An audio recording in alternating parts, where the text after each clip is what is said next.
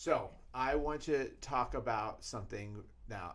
This is something very personal to you, but you have an incredible story in the sense that you lost your husband a few years ago, but at the same time that you have faced a difficult situation, you've also excelled in your life very well. You're a real estate agent. You do very well as a real estate agent, but you became a real estate agent, and then a few years you had a tragic event happen in your life, and then but you kept going on. And I want to go through that story with you about how did you face that and how did you overcome the challenges that were basically thrown at you in your life. So Right. can you share a little bit about your husband, where you guys met, and Okay, sure.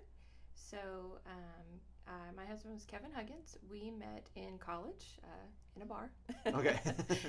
In a bar in College Station, and dated for a couple years, and then we're married for 20 years. He was with the Texas Department of Public Safety, and so that's what he'd always wanted to do. His whole life was to be a highway patrolman, and so he did. And when he came out of the DPS Academy, they said, "Do you want to go to El Paso or McKinney?" And McKinney it was. So that's why we ended up here 20 years ago, and where we've stayed. Okay, so you moved here, and then you had two daughters. So they are almost 15. So two girls that are about to start their freshman year of high school, twin girls. Twin girls. Okay, and how was that when having twin girls?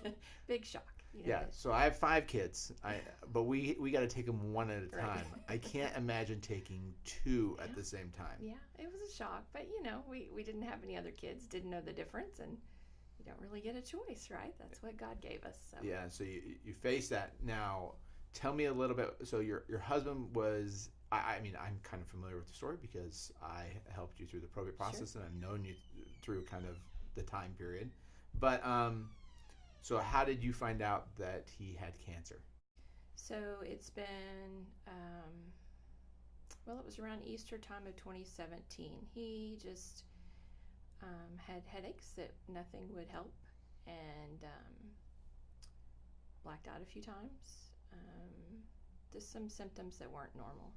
And he kind of ignored it for a while. And then finally it was, "I'm calling 911 or you're going to the doctor." And so he did. So you forced it on him. Mm-hmm. Yeah, that's usually what has to happen with me. Right, exactly. We keep putting everything off, thinking that something was going to resolve itself. Right. And so he went to the doctor, and what happened?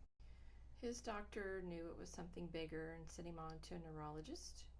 The neurologist, I think we did, an MRI. There's been so many over the years, and kind of said, "It's probably cancer. I need you to go on to a neurosurgeon." My uncle has worked for UT Southwestern forever, and so we called him, said, "Who do we see?" He sent us to a fantastic neurosurgeon. Well, what was his name? Dr. Mickey at UT Southwestern. Okay.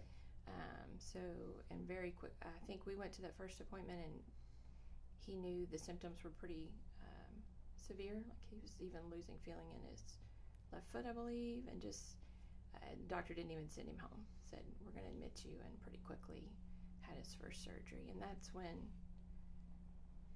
well, our world changed, that's for sure. And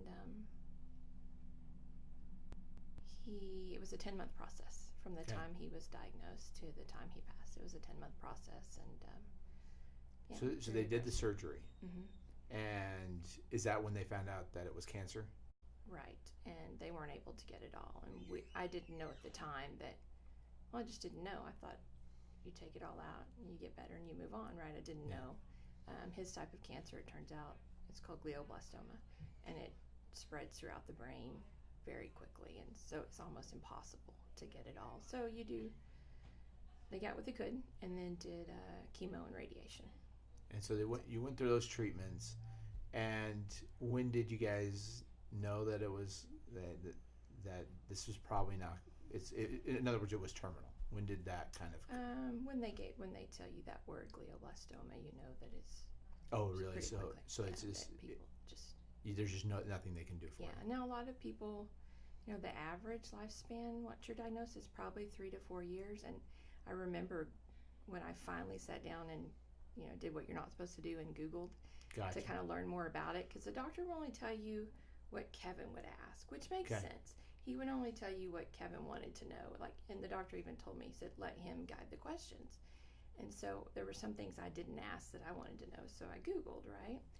And I remember reading 3 to 4 years is the normal life expectancy, and that just hits you like a ton of bricks. And turns out he lived 10 months. So Would you recommend that people go out and, like, if you got a diagnosis like that or something, go out and research it yourself? Was it helpful to you to know that information? it was to me because I couldn't ask the questions that if he didn't ask the question, I didn't want to ask it. So yes, it was helpful. Do you always talk to your doctor? Of course. Yeah. So you're sitting there and you find out, okay, it's 3 to 4 years. What starts going through your head? Like, what do you start processing at that time? It changes your perspective. You know, we in those 10 months, we went to Costa Rica. We went to New York City. He'd never been there. We were talking about other trips. Like, it reprioritizes. What do you want to do with your time? And we were doing the normal things. A big part of it to me was keeping the kids' lives normal. Okay.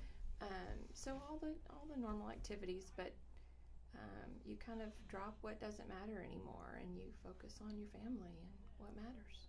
What things did you realize at that moment that were more important than, what you've been doing before? There's always those things that come up that you feel like you should do that didn't really want to do. Spending time together?